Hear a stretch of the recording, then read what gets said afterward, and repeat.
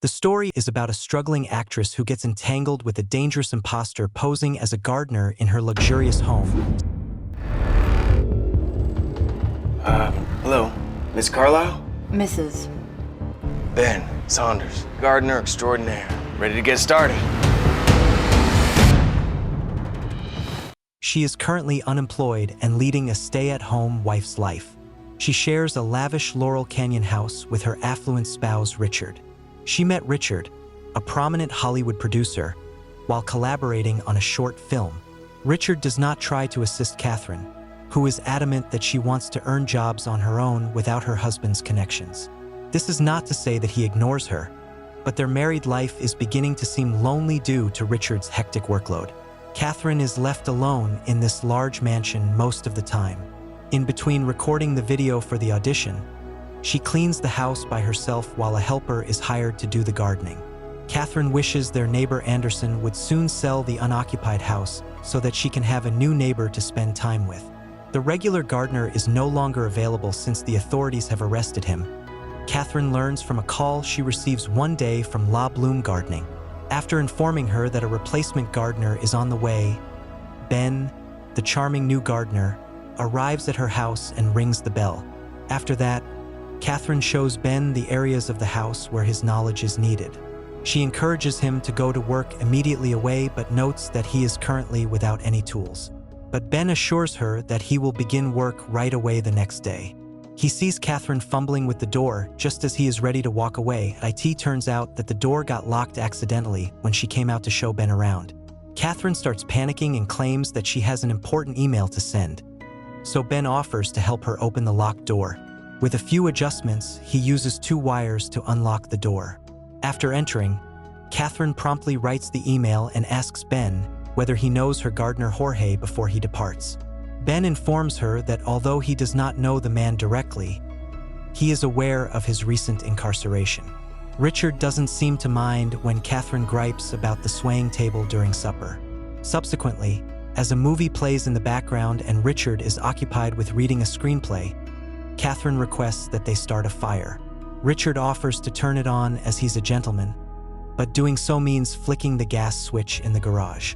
Richard is in the garage, but he doesn't notice a figure standing in the dark. Sometime later, Catherine puts on sexy lingerie before bed, but unfortunately for her, Richard is fast asleep. Catherine doesn't mind when Ben comes the next day with the equipment and indicates which ivy plant he wants to work on first. Ben informs her that he wants his clients to know that he is a landscape architect rather than just a gardener. In the meantime, Catherine gives her friend a call to see if she can get a part. Her buddy responds by telling her to make the most of her leisure time. Ben accepts Catherine's offer of some lemonade, after which they start conversing. She gives him credit for helping her open the door the day before. Ben asks her what was so crucial that she needed to transmit it so quickly since he's intrigued. Catherine replies that she was auditioning for a movie role but didn't get the job, unfortunately. She tells Ben that she's an aspiring actress, but up until now, she's only worked on a few short films and ads. Ben also reveals that he is a rapper with a genuine love for music in addition to being a landscape architect. Ben gets offended for some reason when Catherine remarks impromptu that he's quite the Renaissance man. She invites him to sing a few verses, but she doesn't mean to make fun of him. Ben has been working outside in the sun, which has made him hot and sticky due to the recent high humidity. In jest, he informs Catherine that if she lets him jump into the pool, he'd owe her one. Ben follows her suggestion, takes off his belt and t-shirt, throws them aside, and dives into the water. Throughout the day, the shirtless Ben is working in the garden while Catherine is busy practicing her acting. Later, she gives him a call for handyman labor, asking him to mend a broken-down automobile and a shaky table. Catherine is observing Ben closely while he completes the physical job. Catherine wants Ben to help her rehearse her lines and make the video for her audition since he seems like a kind gentleman. Catherine asks for his feedback on her performance once she has finished filming the video. Sincerely, Ben informs her that he finds the screenplay rather than her performance cheesy, saying he has no clue. Ben gets insulted and leaves when she offers him money in exchange for his assistance. Catherine chases after him and apologizes to him for being insensitive and tells him that he's always been a poor loser, but seeing her not taking care of all the beautiful things that she's been blessed with is pissing him off. She has the same right to judge him as everyone else since he acknowledges going to jail. He works very hard, yet in the sight of others, he is constantly invisible. Ben says that for a working-class man like him, it's nearly impossible to even imagine swimming on private land. Afterwards, Catherine takes his belt and wraps it around her neck, but she can't shake the memory of Ben toiling in her garden without a shirt. When Catherine tries to become intimate by taking off Richard's clothes at night, he tells her that he has an acting meeting in San Francisco the next day. She informs him of Jorge's detention before they leave. Catherine wants them to do something for Jorge, but Richard disagrees with her, saying that they might be vouching for a criminal. That night, Catherine is out with Richard and the actors, but she seems distracted. She had trouble sleeping even after they went to bed. Anderson's ostensibly unoccupied residence is the source of loud music the next day. Ben enters Catherine's home through the side door and informs her that it has been left open. He addresses Ed by name and requests that he turn down the speaker volume. Ben says Ed Holgate bought Anderson's property and goes on to say that the two of them had met the day before while he was at work.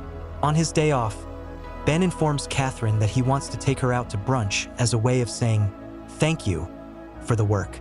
But rather than going out, Catherine decides to invite their new neighbor Ed and cook them a couple of burgers.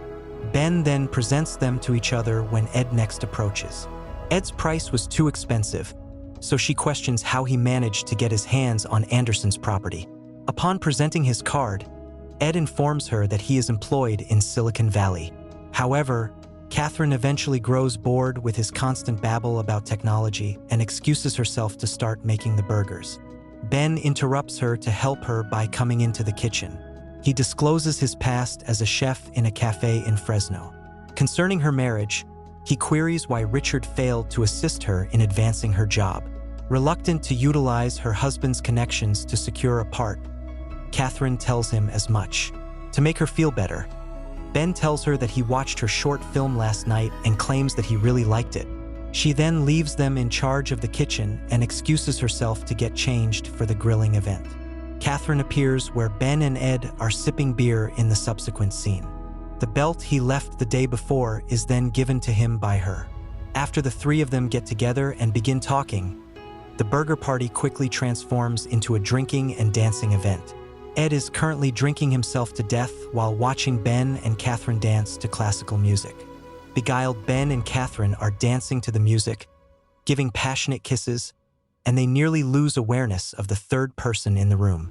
Ben and Ed appear to be arguing in the background as Catherine pulls herself away from him and appears to regret it. Now Catherine wants Ben to go after Ed to avoid potential trouble, and she also has to pick up Richard from the airport. However, Ben tells her that there's still some time left before Richard's arrival and asks her to have a drink with him. Slowly, Ben leads the intoxicated Catherine to the upstairs bedroom. At this moment, the film jumps back 2 days to when two criminals named Duke and Oakes arrive in California with the intention of robbing the proprietor of a petrol station of his beverages and 1 pack of smokes. Keep in mind that Duke is actually Ben, a gardener who showed up at Catherine's house. Oates is posing as Ed, and these guys have hushed the real Ed. For the first time, they spot Catherine driving her nearly totaled automobile in the same gas station. The genuine Ed Holgate pulls up in his 1970 Buick Electra to fill up. Initially, they pretend to have a broken-down automobile and approach Ed, informing him that they are also going to the Beverly Hills Hotel. They then forcefully enter his vehicle and threaten to follow Catherine's car. After making sure that Ed won't open his mouth, they go their own way. Walking for a while, they spot Catherine's white convertible.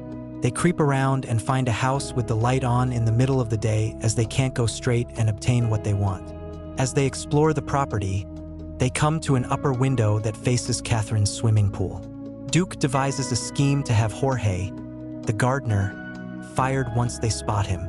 After looking through Catherine's mailbox for Richard's name, he uses it to phone the police and file a fictitious complaint against Jorge. As the cops arrive to arrest him, their plan proceeds perfectly. Next, he makes Oates call Catherine pretending to be someone from LA Bloom Gardening and informs her about the arrival of the new gardener. That evening, after conniving the gullible woman, he visits Catherine. For the sole purpose of sitting in that white convertible, they break into Catherine's garage. Richard enters at that moment to turn on the gas, but fortunately for the goons, he doesn't notice them. They need the equipment now to be good gardeners, so the two go around the neighborhood to see what they can find. At that moment, Duke successfully takes gardening equipment from a Spanish-speaking man by speaking Spanish. Following that, Oates oddly continues to watch whenever Duke and Catherine go near. He asks Duke whether he's falling in love with her later on. Duke tells him that she makes no difference to him and questions if he wants her dead or alive. That evening, after sending Oates to return the truck, he watches Catherine's short film, and the final piece of the puzzle is the day Catherine invites her new neighbor, Ed Hogate. Previously, when Duke and Oates were arguing about something, it was actually about Duke lying to Oates about having a safe in the house. When Oates stops screwing about and goes back to where we left off, Duke assures him he would let him take her first. Catherine is aware that it is her and Richard's bedroom before Duke shows her to hers. However, Duke admits that Oates is not employed in Silicon Valley and that he wants to have her before taking her somewhere else. Even before she is fully conscious, he declares his love for her. After that, he transports Catherine to the empty Anderson home. Richard, meantime, has arrived at the airport without incident. He attempts to reach Catherine, but is unable to do so, so he heads over to the house. Meanwhile, in Anderson's house, Duke puts her in bed and signals Oates to proceed as he leaves the room. Oates gets on top of her and threatens to kill her if she moves, but Oates is just a coward who does not even have the courage to harm her. Although he lets her go, Duke does not hold back. Catherine falls hard to the ground when he smacks her as she exits the house. When Oates stops his colleague, he is told not to hurt her. After they both tumble into the water, Duke stabs Oates, killing him during their struggle. Oates regrets not being able to murder her to Duke in his parting comments. By now, Duke has taken out the phone cord as Catherine enters her home and tries to contact the police. Running out, desperate to escape with her life, she sees Oates floundering in the pool of his own blood. In an attempt to hide from Duke, Catherine enters the pool and hides under Oates's body, but he starts to alert Duke. She then turns his body upside down so that his face remains underwater and holds on until he dies. Shortly after, Richard returns home to find his house in a disorganized state and discovers Catherine beside the swimming pool. When Duke emerges from the other side, he orders her to flee. When Duke and Richard are fighting outside, Catherine rushes inside and grabs the rifle that is hanging on the wall. She exits the house with a loaded gun, shoots Duke many times, and then goes back into Richard's arms. Months later, Catherine has become a Hollywood star, earning applause from the film crew at the wrap-up. Hit subscribe and the bell for more awesome videos. See you in the next one.